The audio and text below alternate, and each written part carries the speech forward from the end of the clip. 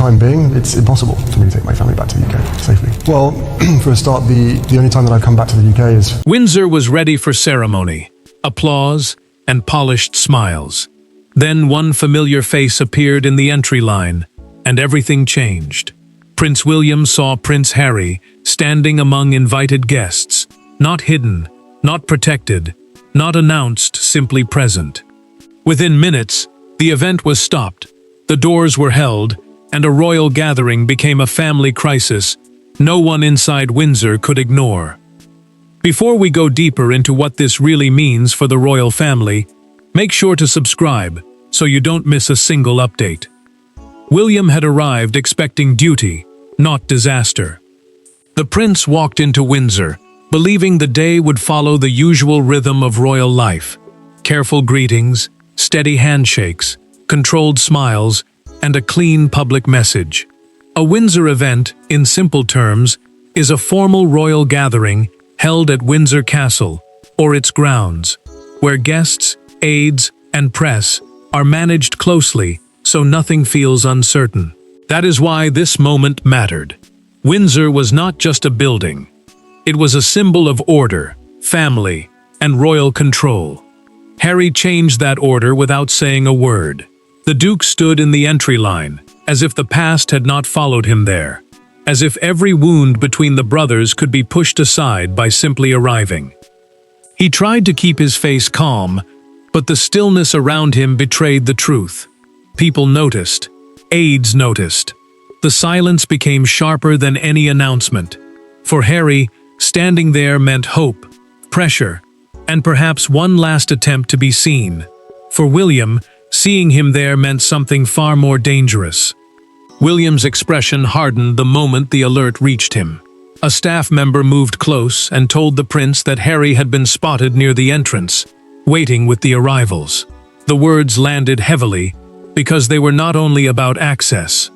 Royal access means permission to enter official spaces under the family's rules, and in this case, that permission carried emotional weight. Harry was not simply entering a room. He was stepping into a wound that had never healed. The future king looked across the entrance, and the choice formed quickly. William saw his brother, but he also saw the risk. Cameras waiting, guests whispering, headlines ready, and the monarchy forced into a family drama in front of everyone. Harry looked tense, almost braced for impact, while William stood still, carrying anger and sadness in the same breath. Then a senior aide stepped forward, ready to manage the damage. William stopped him with one small raised hand.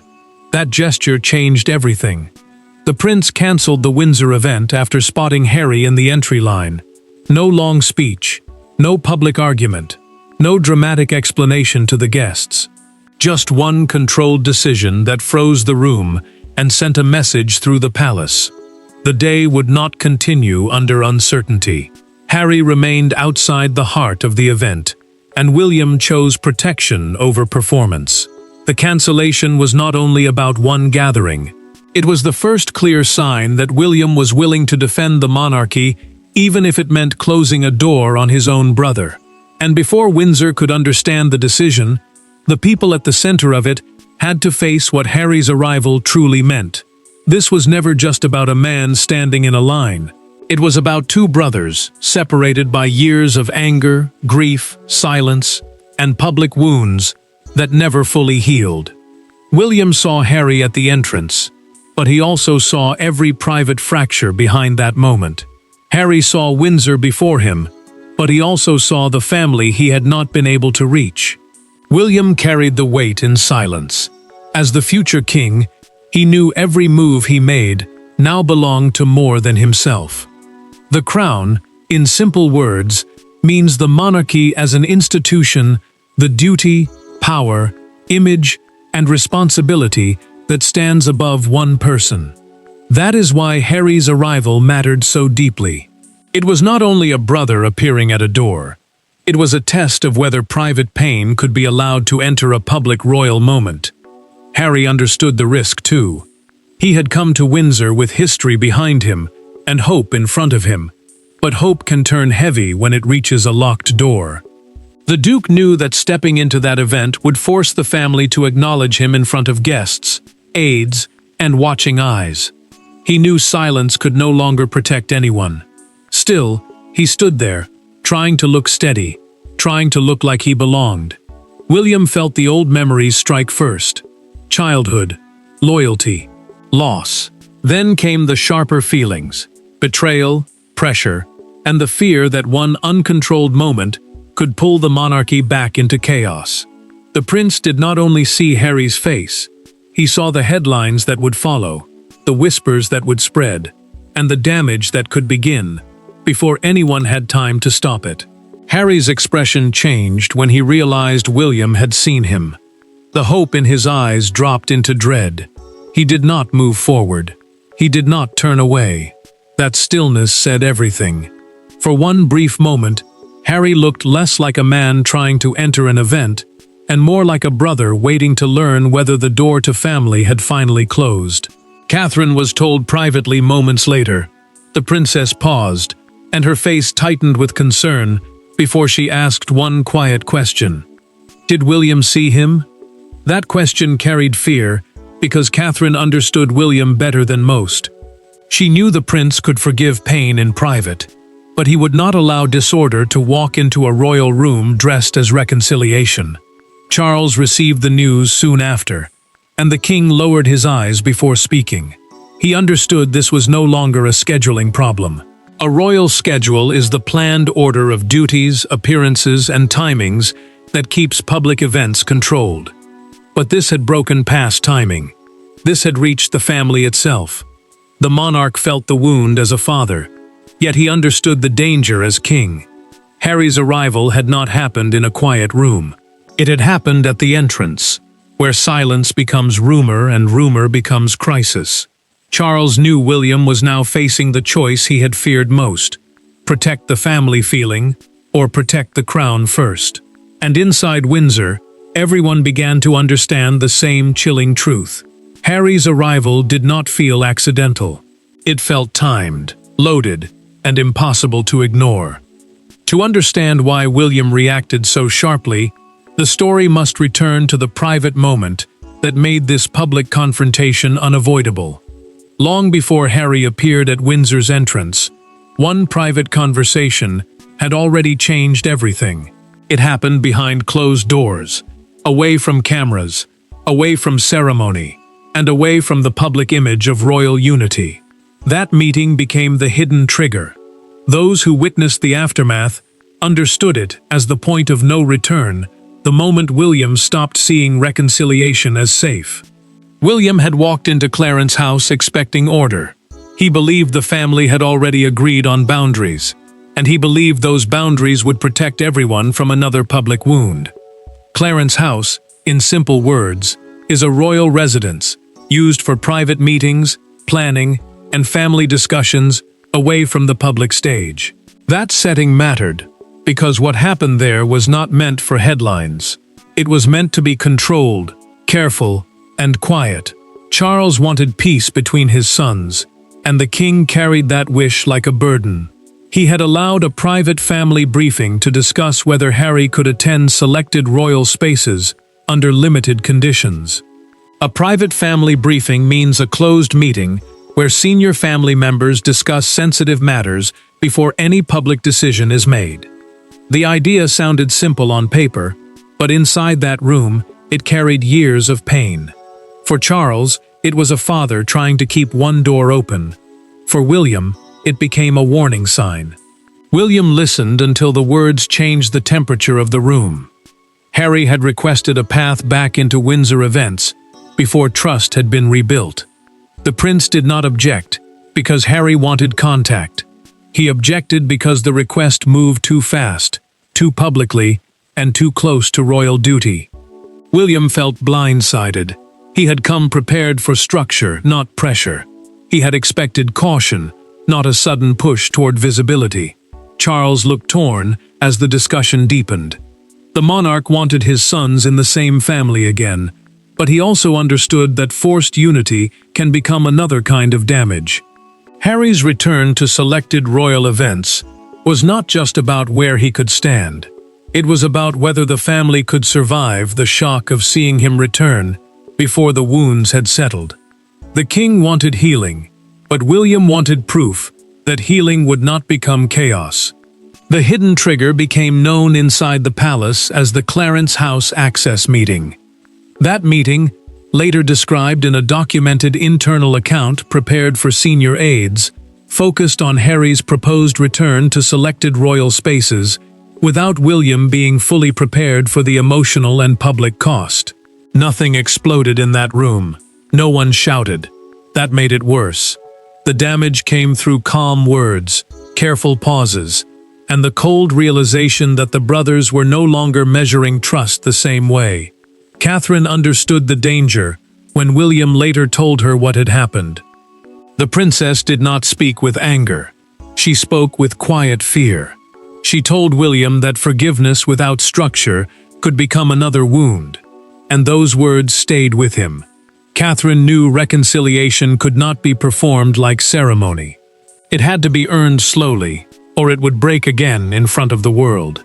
So when Harry appeared in the Windsor entry line, William did not see a surprise visit. He saw that old warning come alive. He saw Clarence House moving from private fear into public crisis.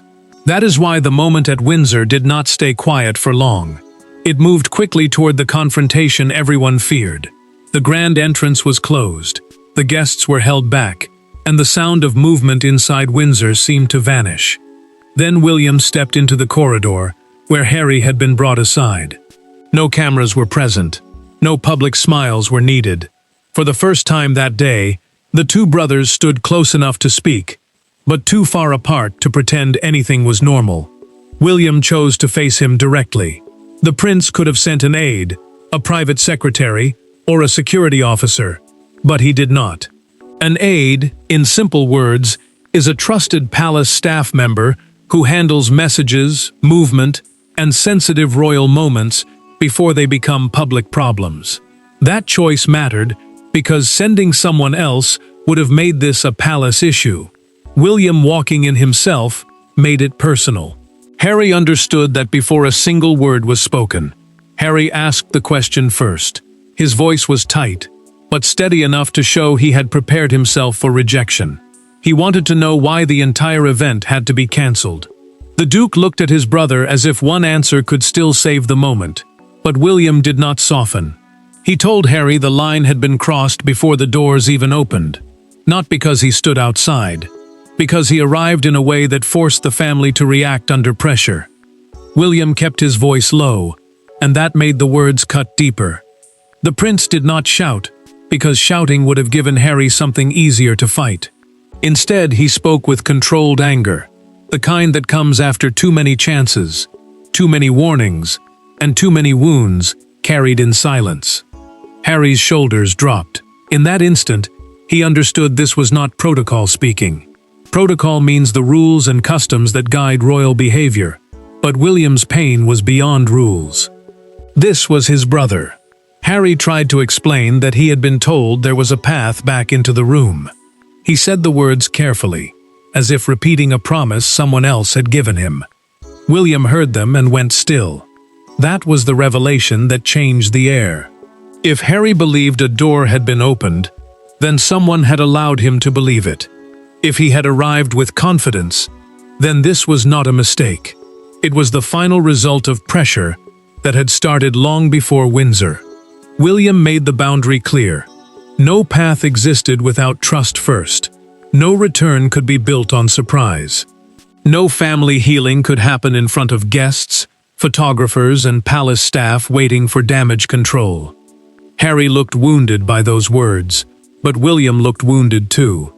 The tragedy was not that one brother had spoken harshly. The tragedy was that both men knew the truth inside the words. The closed door behind them became the symbol of the entire day. Outside, guests waited without answers. Aides moved carefully, trying to keep calm faces while knowing the palace had entered dangerous ground. Inside, William and Harry stood in the narrow space between family and duty. One wanted entry, the other demanded trust. Neither could give the other what he wanted in that moment. William ended the exchange without cruelty, but also without retreat. The prince told Harry the event would not continue, and his decision would stand. Harry did not argue again. The Duke's silence said what pride could not. He had come to Windsor hoping presence would create a bridge, but William had turned that presence into a boundary. And when William walked away from that corridor, Windsor understood that this was not just a family argument. It was a transfer of control. The future king had stepped out from behind hesitation, and the palace felt it instantly. The confrontation did not end with reconciliation. It ended with power moving into William's hands, and the next decision would show everyone how far he was willing to go. William did not shout in the room where the final decision was made. That made the moment even heavier. He stood before senior aides, his expression fixed, his words measured, and his choice already formed. Windsor had expected a prince to manage embarrassment. Instead, it watched a future king take command of a crisis that touched blood, loyalty, and the crown itself. William knew emotion alone could not carry the decision. The prince had already faced Harry in the corridor, but now the palace needed control. Senior aides waited for direction, and every second mattered because guests were still inside, staff were still moving, and whispers were already forming. A senior aide, in simple words, is a trusted palace official who helps manage royal duties, messages, and sensitive moments.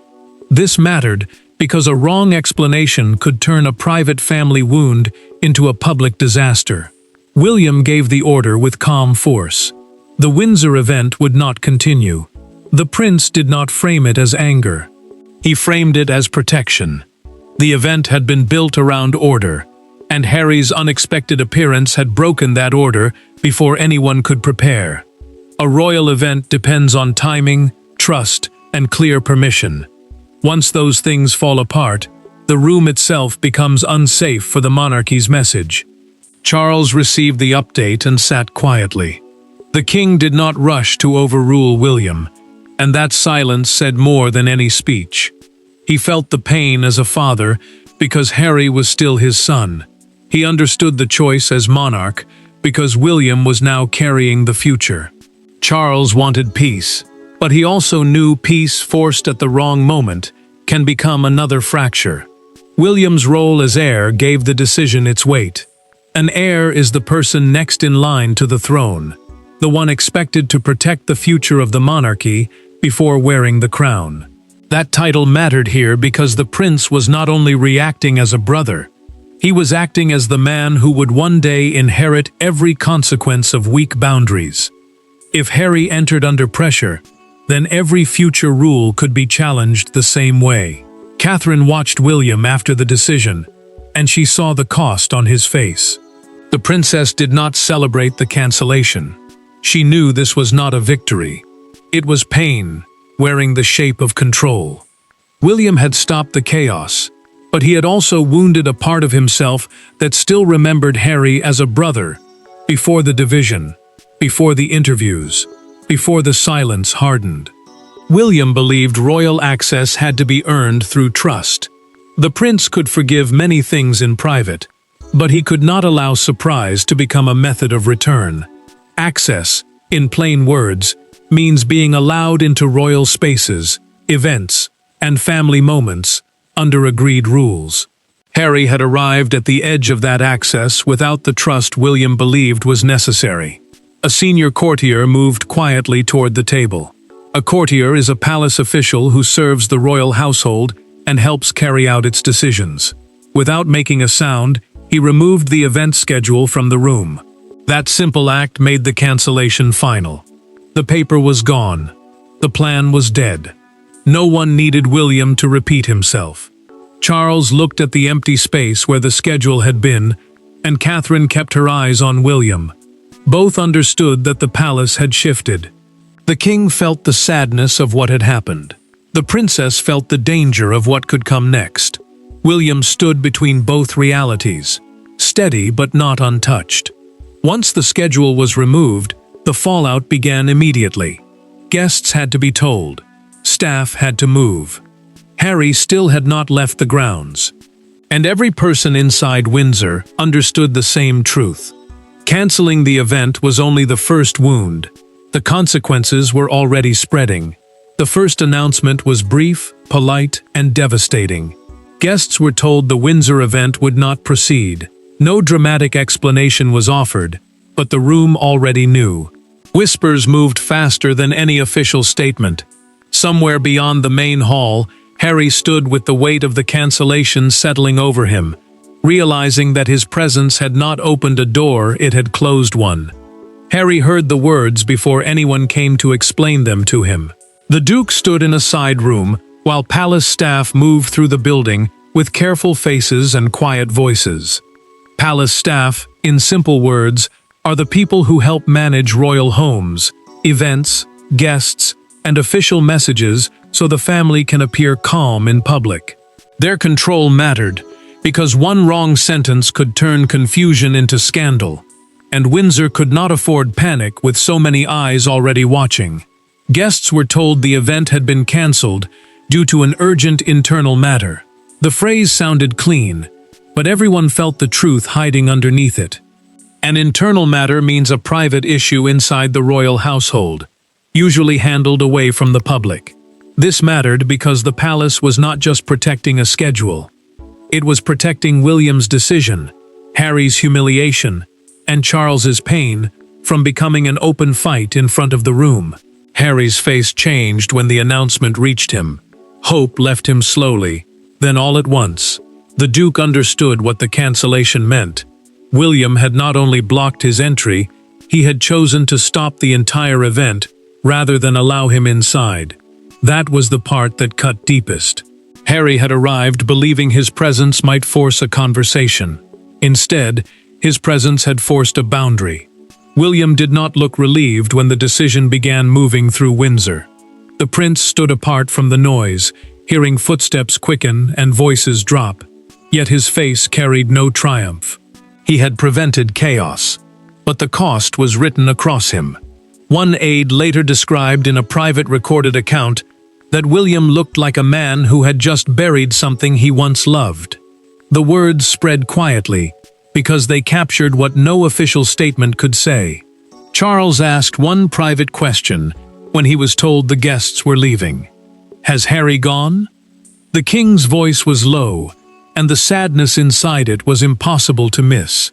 He was not asking like a monarch checking a security detail. He was asking like a father who knew one son had closed a door and the other had felt it happen. Charles understood the monarchy needed order, but he also understood that order had come at a human price. Catherine moved close to William when the room around him began to clear. The princess did not give him a speech. She simply told him the decision was painful, but necessary. Her words mattered, because William had refused comfort from everyone else. Catherine knew the prince could carry duty in public, but in private, duty still bruised him. She saw the brother beneath the future king, and she knew he was suffering. Security redirected arrivals while aides kept guests moving away from the center of the crisis. Security, in plain words, means the trained protection teams responsible for keeping royal spaces safe and controlled. Their work mattered, because Harry was still inside the grounds, guests were still confused, and every delay gave the story more room to grow. Windsor had to look calm, even while the family was breaking behind closed doors. Harry stood in the side room with the truth settling around him. William had chosen cancellation. Charles had chosen not to stop it.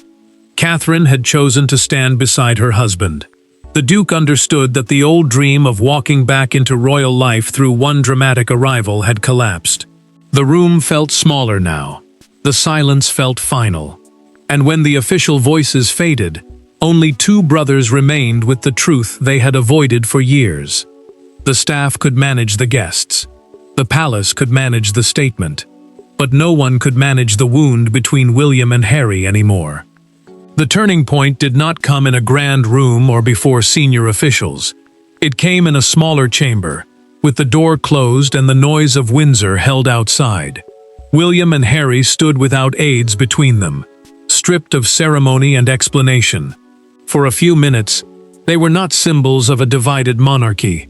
They were brothers, facing the damage they could no longer deny.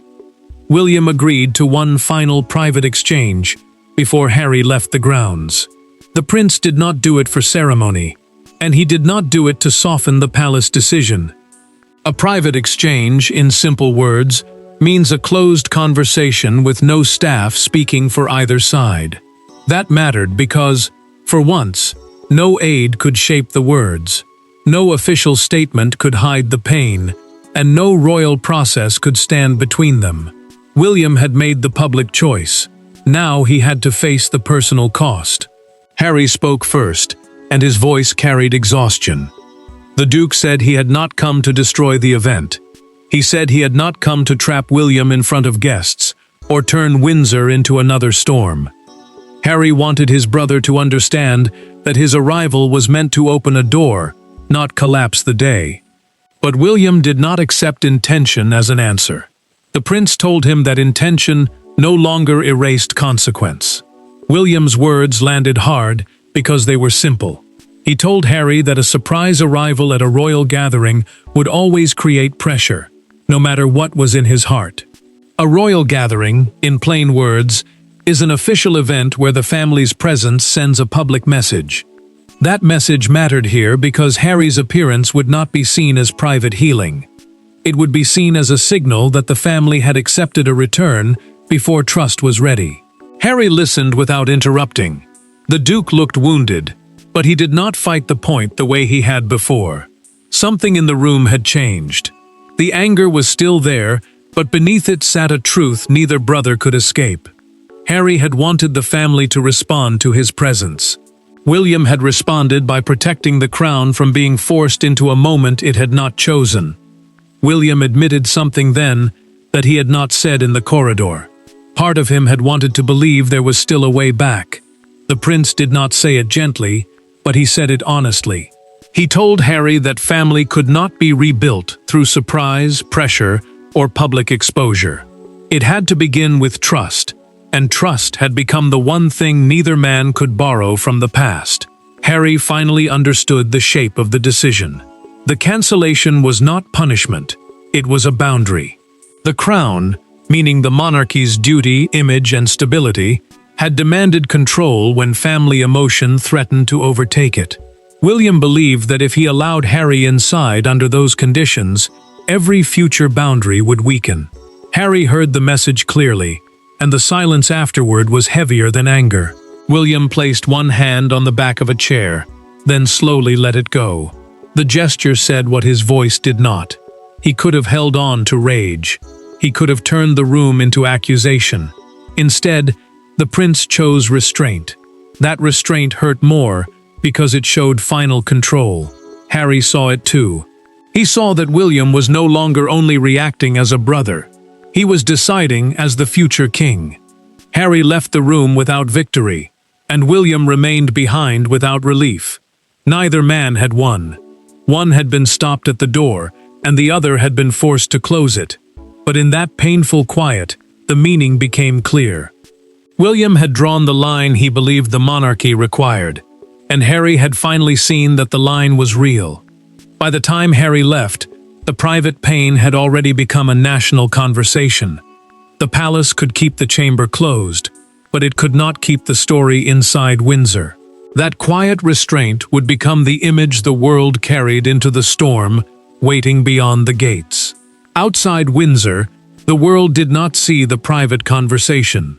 It saw closed gates, diverted cars, and guests leaving with unanswered questions. That was enough. Within hours, the cancellation became more than a palace incident. It became a symbol. People were no longer asking whether the brothers were divided. They were watching the proof unfold in real time. William's decision spread faster than the palace could contain it. Broadcasters broke into scheduled coverage, speaking in urgent tones about the cancelled Windsor event and the sudden appearance of Harry in the entry line. A broadcaster, in simple words, is a television or radio presenter who explains major events to the public as they happen. Their words mattered because they gave the nation its first emotional frame.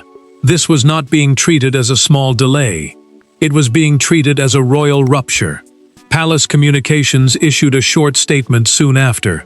The message said the event had been cancelled due to an urgent internal matter, but the lack of detail only made the silence louder.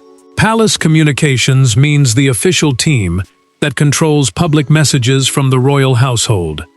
That mattered because the statement was meant to reduce panic. Yet every missing detail pulled more attention toward the same question. Why had Harry been seen near the entrance before everything stopped? William's supporters saw the choice as painful leadership. They believed the prince had done what a future king must do when private emotion threatens public order. To them, William had protected the crown by refusing to let surprise become pressure. But others felt deep sadness. They saw two brothers divided so openly that an entire royal event had to fall apart around them. For those people, the cancellation felt less like strength and more like grief made public. Harry's name moved through every discussion like a wound no one could cover. The Duke had not spoken to the crowd. He had not stood before microphones, yet his presence in that entry line carried enough force to stop the day. Harry became the unseen center of the storm, and that made the moment even sharper. The public did not need to hear his voice to understand his humiliation. His absence from the event said everything. Charles watched the coverage in silence. The king did not argue with the screen, and he did not ask for the reports to be turned off. He simply watched, as the story of his sons became a public symbol again.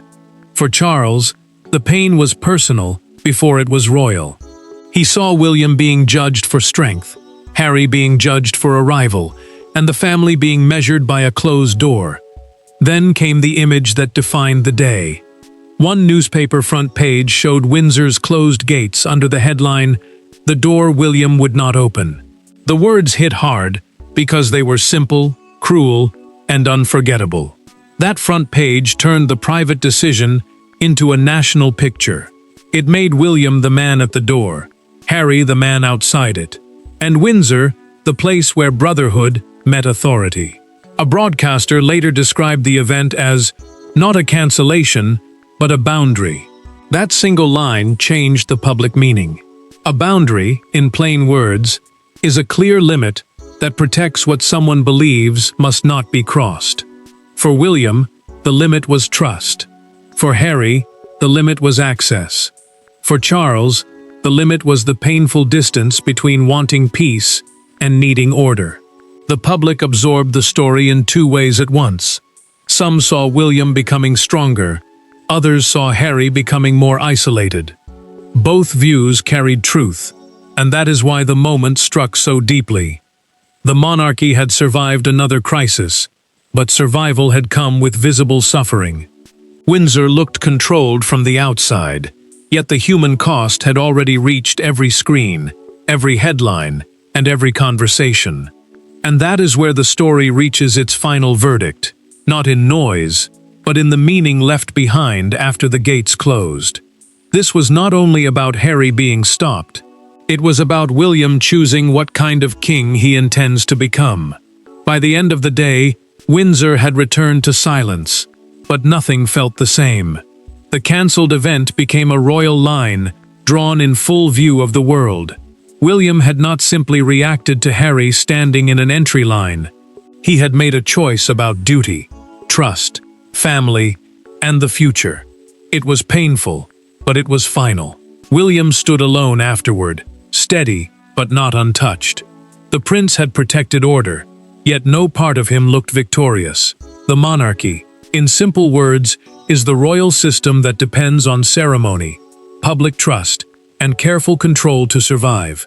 That mattered because this was not only about one disrupted gathering. It proved that ceremony cannot continue when private wounds threaten public stability. If pain enters the room before trust does, the crown becomes part of the damage. Harry left Windsor knowing the truth clearly. The Duke had not been ignored, because everyone had seen him. But he had not been welcomed either, and that hurt more. Harry understood that his presence had forced a decision, and William had answered with a boundary. For Harry, the hardest part was not being turned away quietly. The hardest part was knowing the whole event had stopped, rather than allow him to walk inside. William's decision showed what his future reign would look like. A reign means the period when a king or queen rules, and for William, that future now seemed built around control, responsibility, and firm limits. The prince had shown that access to royal life could not come through pressure. It had to come through trust. He had chosen structure when emotion begged for softness. And that choice changed how Windsor saw him. Charles understood the shift before anyone needed to explain it. The king had watched his sons move further apart, but he also saw William step into a new stage of leadership. Charles still felt the ache of a father. He still felt Harry's pain.